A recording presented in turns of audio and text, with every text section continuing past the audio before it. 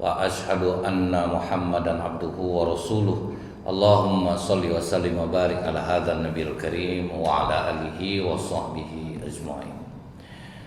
Yang saya hormati Bapak-bapak pengurus masjid, yang saya muliakan alim ulama, tokoh masyarakat, cerdik pandai, Bapak Ibu, orang tua saya, hadirin hadirat yang semoga kita semua senantiasa dirahmati oleh Allah. Tidak henti-hentinya kita mengawali dengan syukur kepada Allah. Alhamdulillahirabbil alamin. Banyak Allah memberi kita nikmat. Semoga nikmat-nikmat Allah ini dapat diberikan Allah kita kekuatan untuk menggunakan dengan jalan yang diridhoinya. Amin ya rabbal alamin. Bersolawat kita kepada Rasulullah sallallahu alaihi wasallam dengan ucapan Allahumma sholli ala Muhammad wa ala ali Muhammad. Semoga Allah ringankan lisan kita ini bersolawat. Berharap kita Allah nantinya akan memberikan izin kepada Rasulullah untuk memberikan kita syafaat di yaumil akhir kelak. Umum kita dengar hadis ini, Pak. Tanda orang munafik itu ada 3. Ini pasti hafal kita semua. Kalau berkata dusta, kalau berjanji mengingkari, kalau dipercaya khianat. Kalau ada salah satunya di diri kita berarti masih ada sifat munafik. Tapi kalau 3-tiganya ada, sah kita munafik total, Pak. Karena bentuknya ini umum kita dengar, Pak. Berkata dusta ini masih banyak gitu, Pak. Berkata dusta.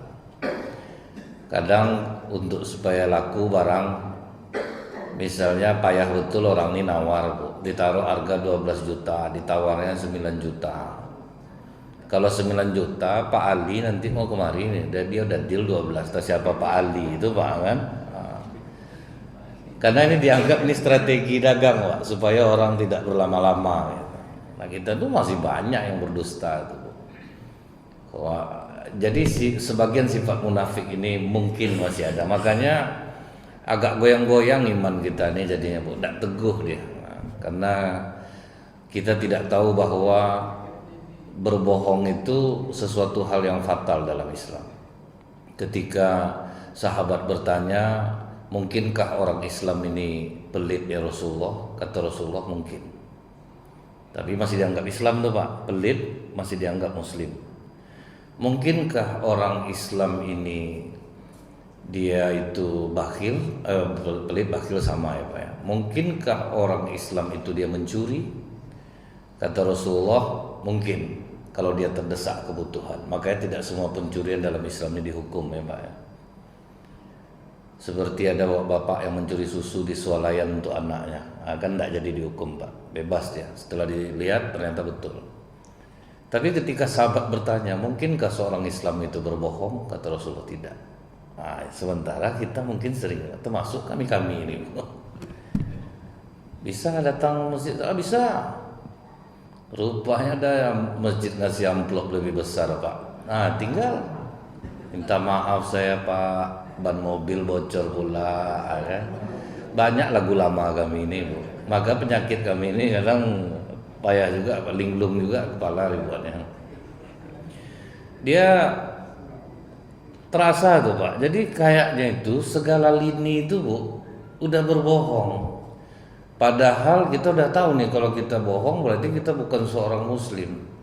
Makanya Rasulullah dulu tuh, Pak ya, berusaha untuk tidak berbohong. Ketika orang bertanya, ada orang mau dibunuh, bertanya yang ngejar nih kepada Rasulullah, adakah kau melihat orang yang lewat di sini tadi Muhammad?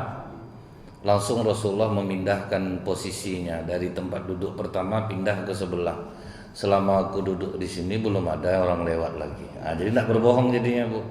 Ibu kembangkanlah ini. Nah, macam mana caranya itu? Kembangkanlah, Pak. Penting tidak bohong. Apa akal kita kira-kira? Nah, kebohongan yang dibolehkan dalam Islam hanya 3. Suami berbohong memuji istri, istri berbohong memuji suami, mendamaikan orang yang bertengkar, dan dalam peperangan. Itu yang dihalalkan bohong, Pak. Makin tua mama makin cantik mama papa tengok. Padahal mana lah kan ada, Pak ya. Jangan boleh, Pak. Itu boleh.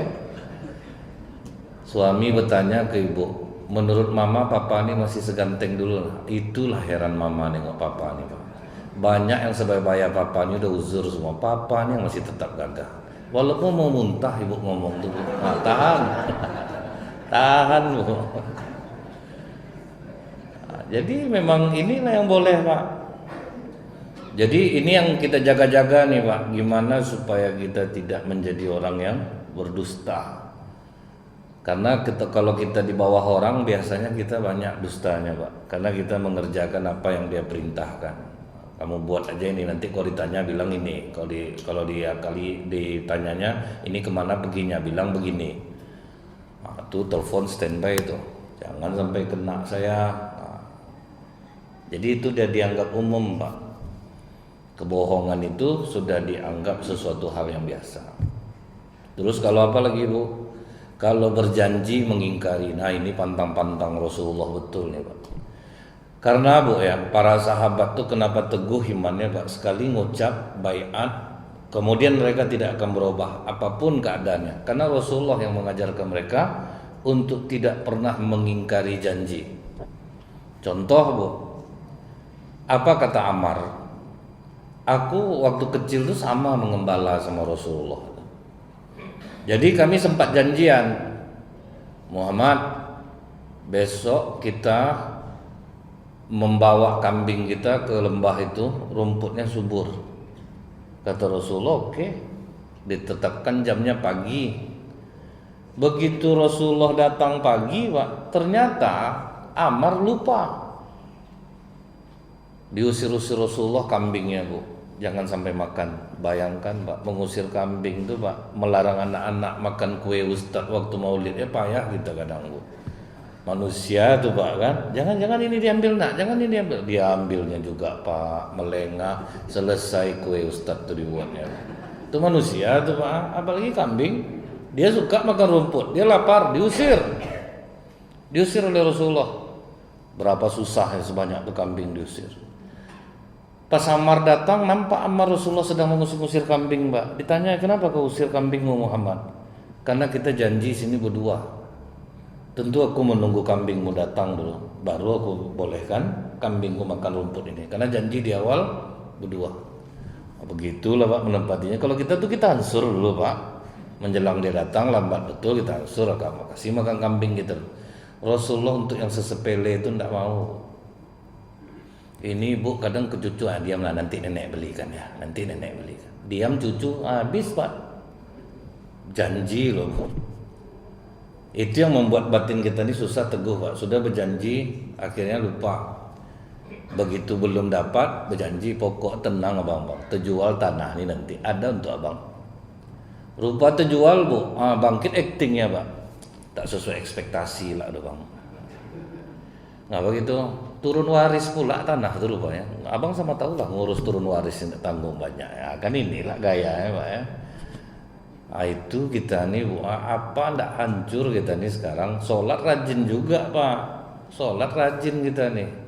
Cuman kadang pagi pikir macam ini itu pelin-pelan. Sudah bilang ini itu ndak pula, karena kita ndak teguh, ndak kuat megang janji itu ndak kuat. Akhirnya Allah hancurkan pula hati kita pak, bolak-balik deh jadinya. Kemudian bu, jangankan berjanji sama orang lagi, berjanji sama musuh aja Rasulullah tetap dipenuhinya pak.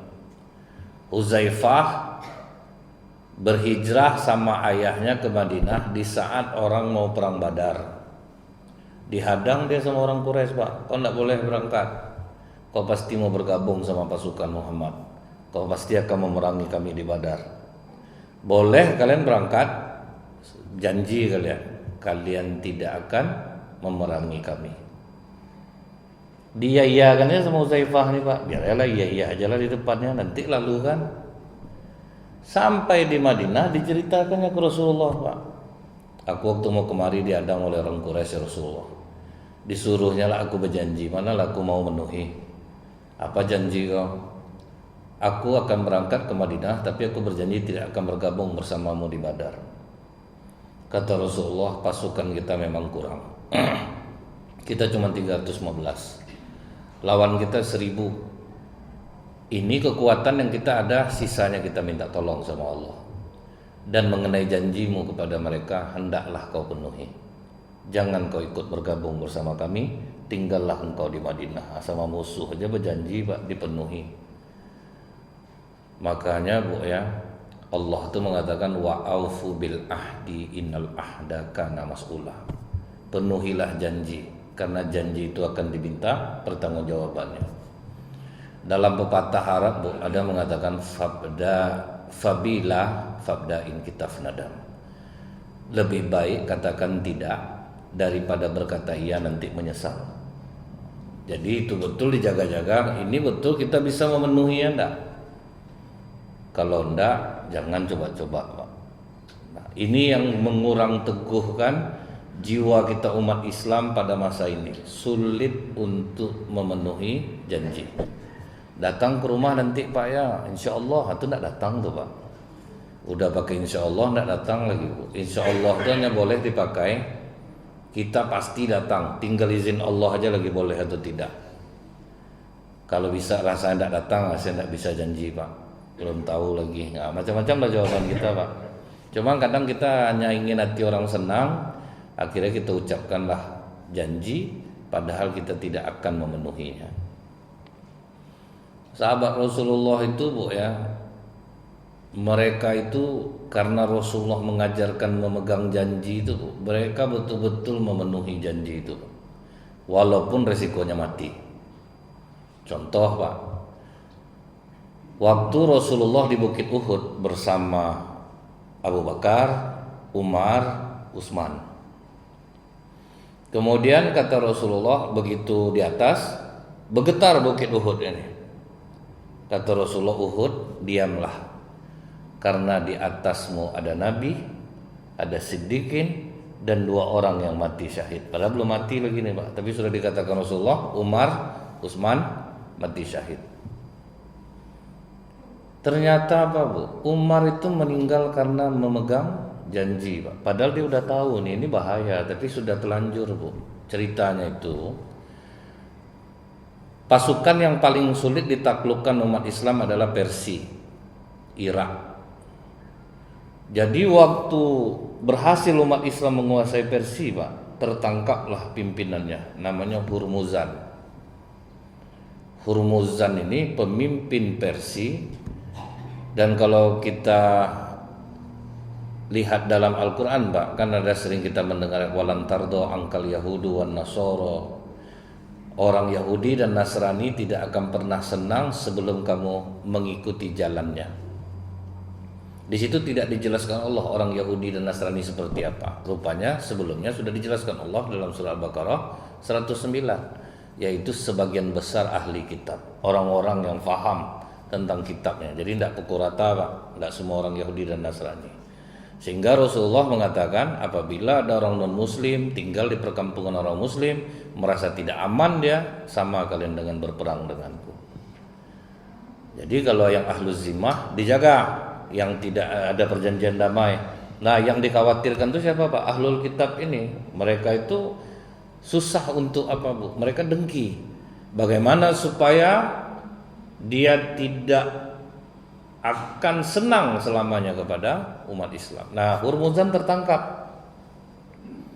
Hurmuzan ini udah jelas dia adalah ahli kitab. Dia tertangkap. Kemudian apa kata Umar kepadanya Pak? Hurmuzan, silahkan kau bicara apa saja. Kata Hurmuzan ini, bicara orang yang mau dipenggal kepalanya atau dibiarkan hidup? Kata Umar, labas, ngomong apa saja. Berarti bebas. Nah, itu bebas ya Pak ya, janji udah Umar nih, bebas mau ngomong apa aja. Apa kata Hurmuzan nih Bu? Kalian bangsa Arab ini tidak ada artinya di mata kami. Kalian ini budak-budak kami. Tapi semenjak kalian punya Allah, di situ kami agak susah menguasai kalian. Dari narasi bicara dia, terasa Umar ini ada unsur dendam di dalamnya. Maka Umar berbisik kepada Anas, ini orang bahaya kalau kita biarkan hidup nih. Biar aku yang memenggal kepalanya, kata Umar. Kata Anas, Khalifah, Ketika kita menaklukkan Persia, kita meninggalkan musuh yang banyak di sana. Mereka bukan orang yang mudah putus asa menerima kekalahan. Kalau terdengar dia pimpinannya mati, mereka akan mati-matian juga akan berperang. Kita sedang letih. Akhirnya Umar buruk sangka kepada Anas, Pak. Dibayar berapa kok kau bela-bela betul Hurmuzan nih? Curiga Umar ini, Pak. Lain cara kau membela dia, Anas. Kau tadi sudah mengatakan labas, ngomong apa saja. Berarti kau kan sudah janji untuk menjamin kehidupan dia. Kenapa dia setelah ngomong ingin kau penggal kepalanya? Cobalah datangkan satu orang lagi untuk meyakini bahwa arti labas itu ngomong apa saja, tidak mengapa. Dipanggillah Zubair bin Awam. Begitu Zubair bin Awam dipanggil, kata Zubair, betul Khalifah. Kau mengatakan labas berarti tidak apa-apa, dia mau ngomong apa saja. Cuma Umar tetap tidak enak hati, Pak. Ini nampaknya bahaya orang ini dibiarkan hidup. Tapi ya sudahlah, karena sudah, kalau memang itu artinya, ya udah. Umar tidak jadi memenggal kepalanya. Rupanya betul feeling Umar bin Khattab, Pak. Hurmuzan ini pura-pura masuk Islam, Pak. Syahadat dia. Wah, senang hati sahabat semua. Kan betul Khalifah. Untung tidak jadi dipancung. Masuk Islam dia. Wah, pura-pura dia masuk Islam. Semenjak Hurmuzan masuk Islam, banyaklah orang Persia sering silih berganti datang ke Madinah, Pak. Niat mereka itu sebetulnya satu, ingin membunuh Umar. Jadi yang datang itu pura-pura jadi budak semuanya, Pak. Padahal mereka adalah tentara-tentara khusus di Persia. Termasuklah salah satu yang datang itu Abu Lu'lu'ah yang membunuh Umar bin Khattab, Pak. Pura-pura jadi budak dia di rumah Al-Mughirah bin Syu'bah. Dia pura-pura jadi budak di sana. Setelah itu dia pandai membuat pedang, membuat tombak. Sayang sahabat semua sama dia, Pak. Dia untung ada orang-orang Persia ini. Merasa terbantu, Pak. Cuma Umar tetap naik bagus feelingnya, Bu, sama orang-orang Persia yang datang. Akhirnya Abdurrahman bin Abu Bakar, anak Abu Bakar Siddiq, nampak selalu Hurmuzan dengan Abu Lu'lu'ah ini saling singgah mengunjungi, Pak. Rupanya untuk mencari jalan bagaimana supaya membunuh Umar bin Khattab. Pas Abu Bakar, anak Abu Bakar Siddiq ingin menyelidiki, Pak, langsung kata Hurmuzan ini, kau mencurigai sesama muslim. Tapi waktu dia ngomong itu dia memegang pisau mata dua, Pak. Dia memegang pisau mata dua. Karena itu dikatakannya akhirnya Abdurrahman minta maaf, Pak, minta maaf karena mencurigai sesama muslim, kan tidak boleh. Itu yang dimanfaatkan dia, Pak. Rupanya pas subuh-subuh kejadian. Jadi malam itu sembunyilah Abu Lu'lu'ah ini di depan. Ada tempat perlindungan, sembunyi dia di sana. Begitu Umar takbiratul ihram, membaca Al-Fatihah, langsung keluar dia, Pak. Ditikamnya lah Umar bin Khattab. Setelah ditikamnya, Bu, langsung meleset dia lari ke jamaah. Jadi ada 7 orang yang meninggal subuh itu, Pak. Setelah itu ditusuknya lehernya. Jadi memang berani mati, Pak, orang-orang Persia ini. Sudah membunuh, dia pun bunuh. Biarlah aku sendiri bisa terbunuh 7 orang, jadilah gitu, Pak. Jadi kata Umar, dah berapa kali aku katakan kepada kalian, jangan kalian biarkan mereka masuk, tapi kalian selama ini membantah aku.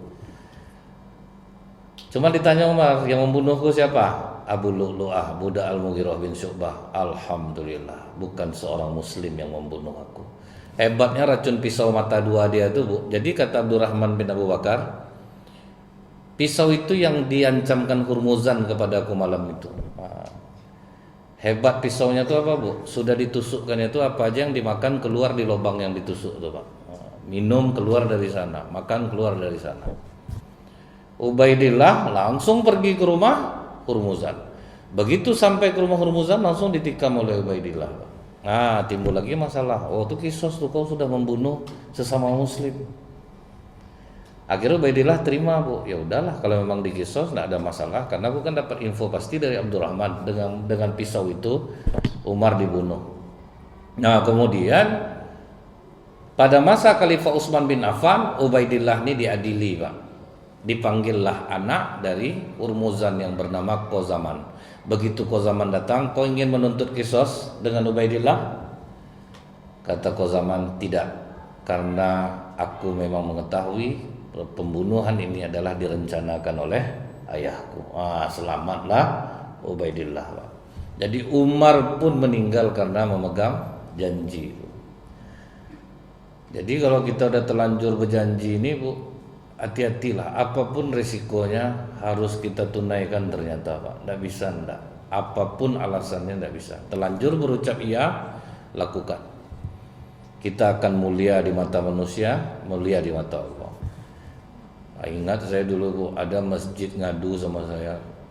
Jadi dia sebelum duduk, Ustadz ngomonglah dari masjid itu, kalau saya duduk besok Bapak Ibu, gaji saya 1 juta 1 bulan akan saya serahkan ke masjid ini.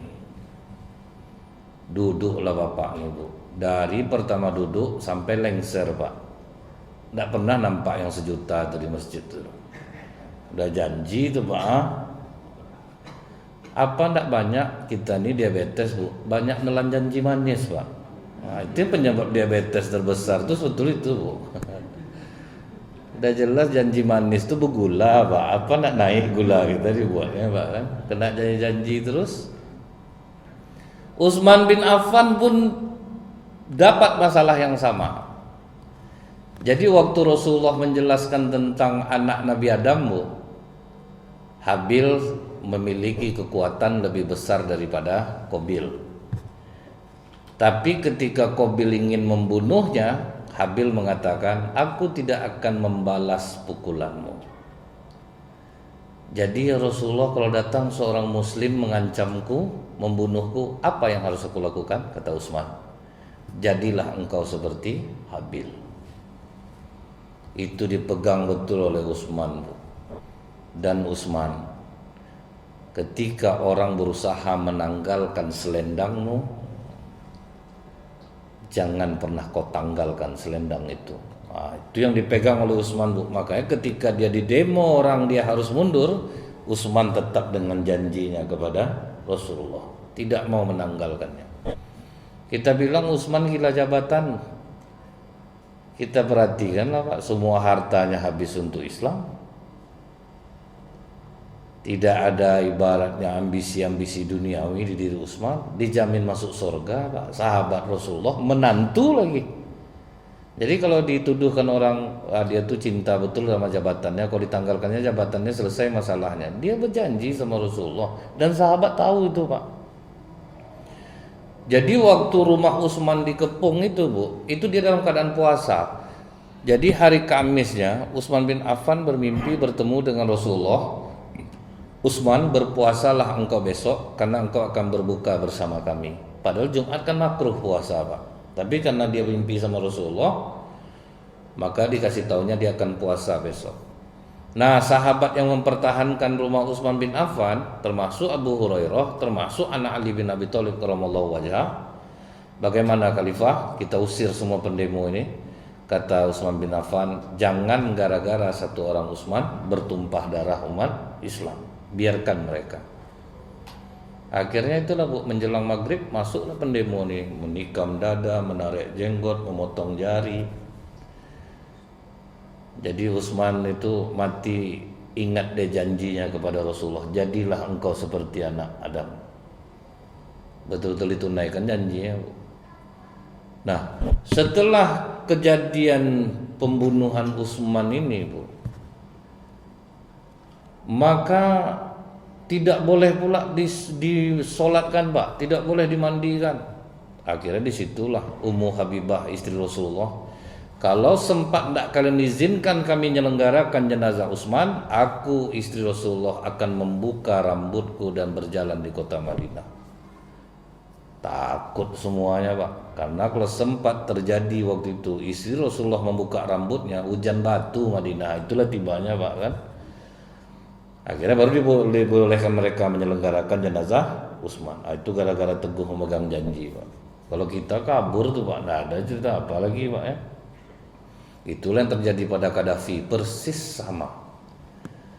difitnah orang, digoreng orang, dicari orang keburukan-keburukannya. Akhirnya presiden yang sangat sayang sama rakyatnya, orang yang menikah dibiayai negara, sekolah gratis, listrik gratis.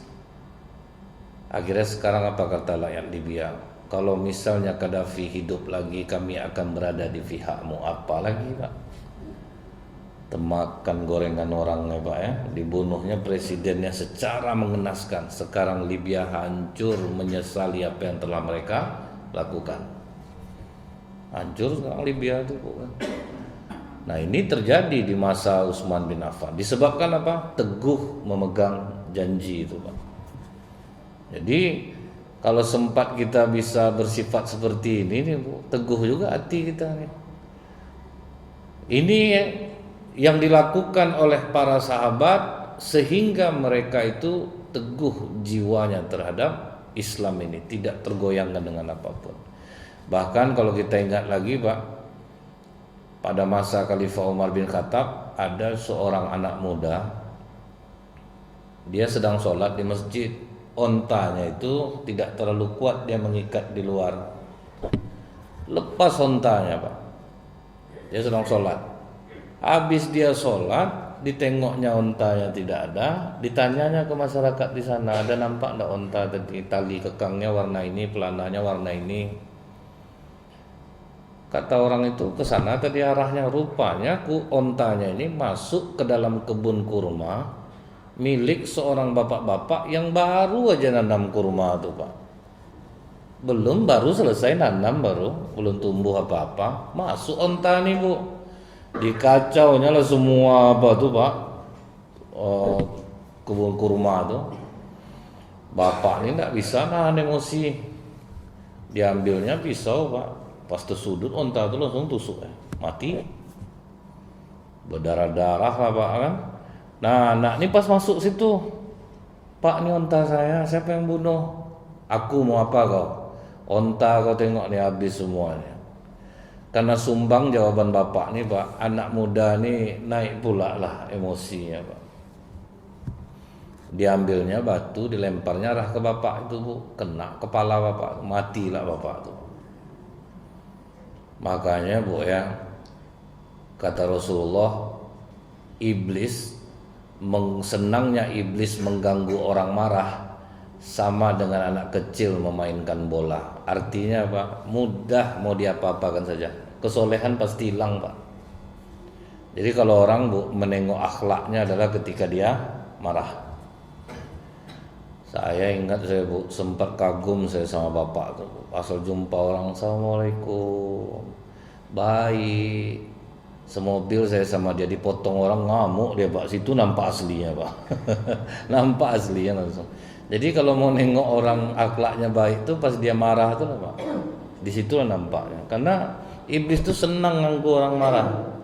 Sehingga ketika sahabat bertanya kepada Rasulullah, ya Rasulullah, tunjukkan kami amalan yang ringan yang bisa mengantarkan kami ke surga. Jawaban Rasulullah apa, Pak? La taghdab, jangan marah. Apalagi ya Rasulullah, farad dadami rongkola la taqtub. Tidak ada yang lain. Kalau udah rajin sholat, kendalikan amarah.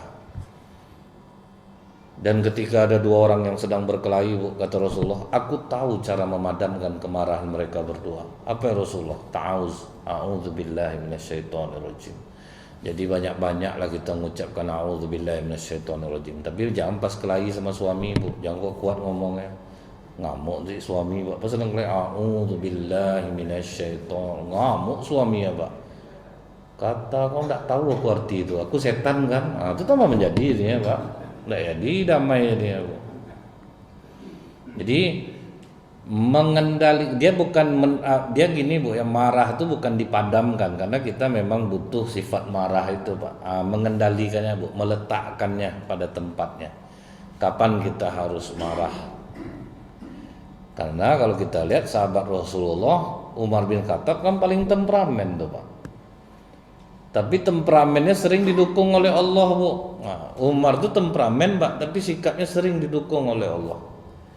Contoh, waktu Rasulullah akan menjenguk tokoh munafik Abdullah bin Ubay bin Salul di saat wafat.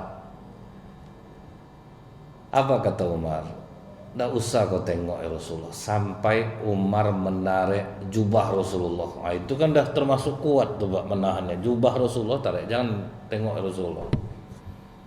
Istaghfir lahum aw la tastaghfir lahum, istaghfir lahum fala yaghfirullahu lahum. Kau mau minta ampun untuk Allah untuknya, kau tidak meminta ampun, sama saja ya Rasulullah. Walaupun kata Allah kau akan meminta ampun untuknya 70 kali. Dan surat Taubah 80 yang dibacakan Umar itu. Kata Rasulullah dalam ayat itu kan Allah membatasi 70 kali Umar. Biarlah aku doakan dia 71 kali. Itu lembutnya Rasulullah Pak. Itu yang buat Umar emosi Pak. Dimandikan, dikafani, disolatkan, dikuburkan, berdoalah Rasulullah di atas kuburnya. Baru Allah marah, diturunkanlah surah At-Taubah ayat 84. Jangan kau pernah menyolatkan orang yang mati di antara mereka. Jangan pernah berdoa di atas kubur-kubur mereka. Marah Allah Pak, cocok sama Umar. Jadi ternyata marah nih ada pada tempatnya Pak. Jadi tidak selamanya kita udah biar aja. Tidak bisa rupanya Pak. Ada masalahnya. Jadi kalau bapak agak keras orangnya, misalnya pokok siapa yang tak laki-laki yang tak pernah ke masjid mati dia tidak usah kita jenguk. Tidaklah salah ngomong gitu rupanya Pak. Yang lembut pun tidaklah salah, tidak boleh macam itu Pak. Kita jenguk juga tidak juga salah Pak. Jadi rupanya macam Umar kan melarang tuh Pak kan. Ternyata betul didukung oleh Allah. Jadi ada masanya sabar pada tempatnya. Ada buruk sangka ini pada tempatnya. Jadi tidak semua buruk sangka itu yang buruk Bu. Karena tidak boleh buruk sangka pas di mobil dipegang-pegang orang, tas sibuk nih Pak mau ngambil dompetnya. Dalam hatinya tidak boleh buruk sangka. Mana tahu dia cuma mau megang-megang tas saja. Itu kan baik sangka yang salah lah tuh Pak kan. Jadi letakkan dia pada tempatnya. Jadi marah tuh boleh-boleh aja, tapi dikendalikan Bu. Nah anak muda nih tidak bisa mengendalikan. Bapak tuh tadi membunuh onta tuh tidak bisa mengendalikan. Cuman begitu bapak ini meninggal Bu, anak tuh menyesal sejadi-jadinya Pak. Digendongnya jasad bapak tuh. Berani dia Bu. Padahal tidak ada orang yang melihat, satupun tidak ada orang yang melihat. Digendongnya, ditanyanya ke masyarakat, di mana rumah bapak nih? Saya khilaf. Saya lempar tadi kepalanya pakai batu. Ditunjukkan orang sampai ke rumahnya. Rupanya anak muda lah Pak. Cuman ajaran Islam masih kuat waktu itu Bu. Tidak boleh main-main hakim sendiri ini Pak. Kenapa bapak saya? Dibunuhnya unta saya. Jadi saya khilaf. Saya lempar tadi pakai batu kena kepala bapak Anda. Selenggarakan jenazah ayah saya. Setelah itu pertanggungjawabkan perbuatanmu di hadapan Khalifah Umar bin Khattab. Itu Pak. Sampai di sini mati anak tuh langsung tuh Bu. Tapi memang betul ya Pak ya, kalau ajaran Islam ini kuat Bu ya. Contohnya kalau macam di Arab Saudi itu Bu, tertabrak orang di jalan janganlah lari lagi. Jangan meninju, menjentik pun tidak mau orang Pak. Itu yang jelas hukum itu diletakkan pada tempatnya. Siapa yang berhak menghukum? Ini masyarakat kita nih ngeri Bu.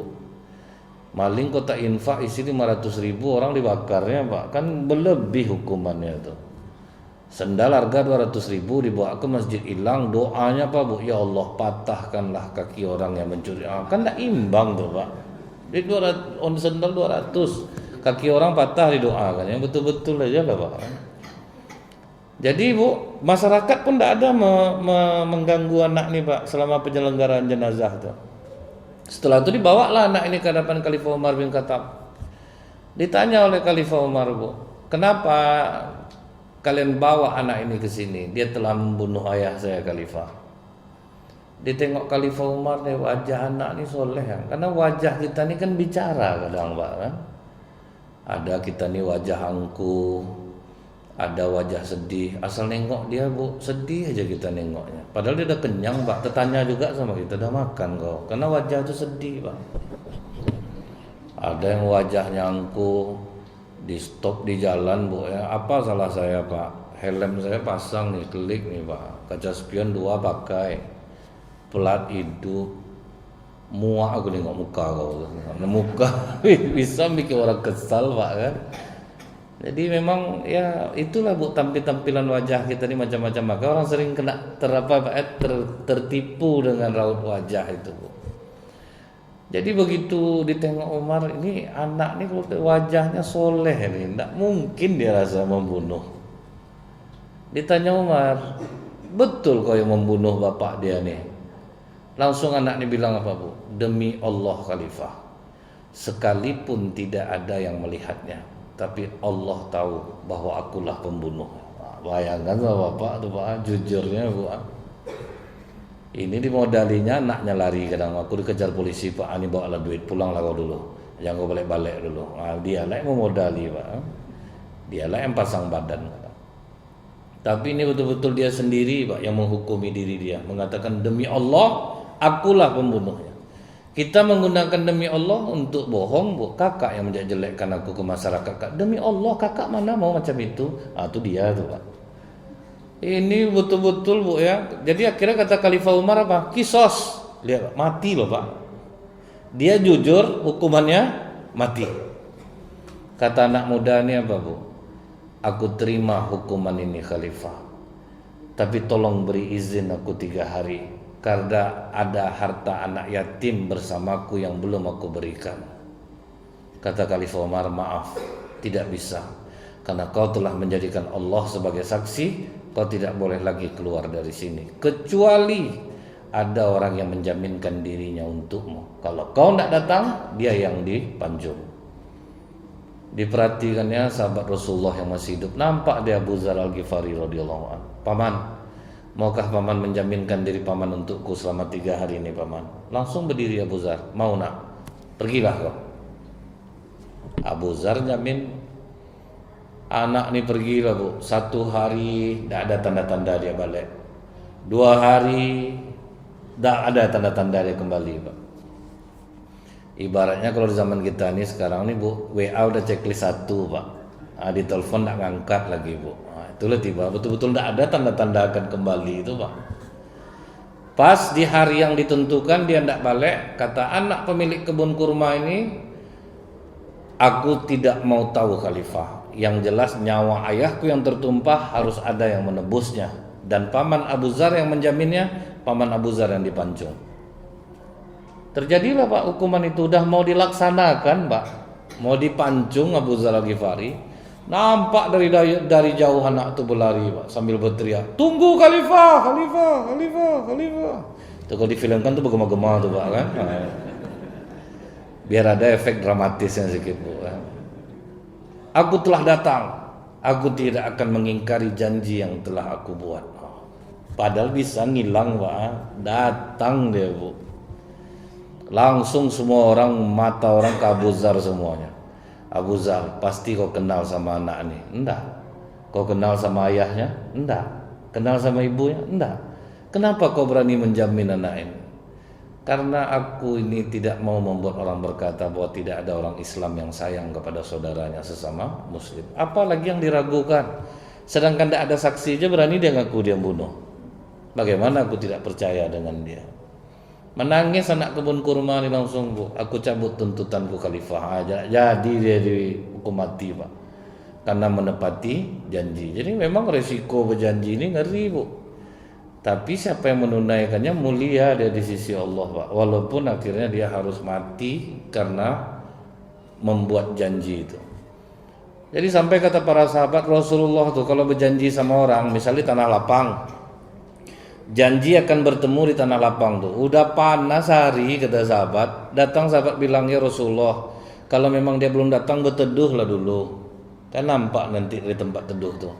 Kata Rasulullah, aku janjinya di sini, bukan di situ. Tetap berdiri di tengah panas tuh bu. Pas orang tuh datang, letih aku kau buat, lain kali hati-hati berjanji ya. Sampai gitu pak. Macam kami ini kan sering juga kena PHP sama jamaah. Ustadz jangan lupa jam 2 Ustadz.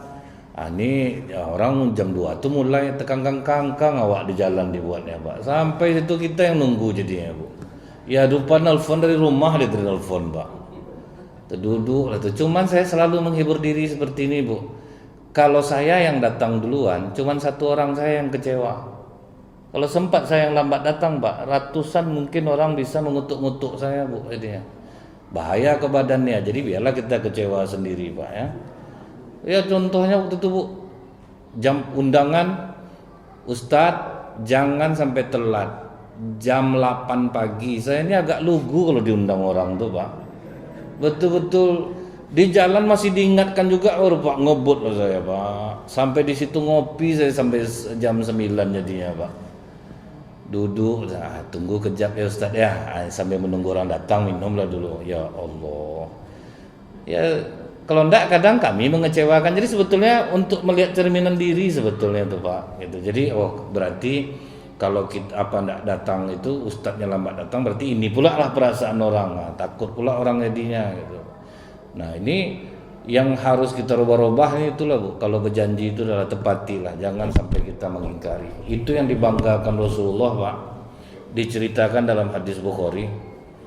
Dulu ada Bani Israel ini, dia mau meminjam uang sama kawannya untuk berniaga. Pinjam uang kau 1.000 dinar.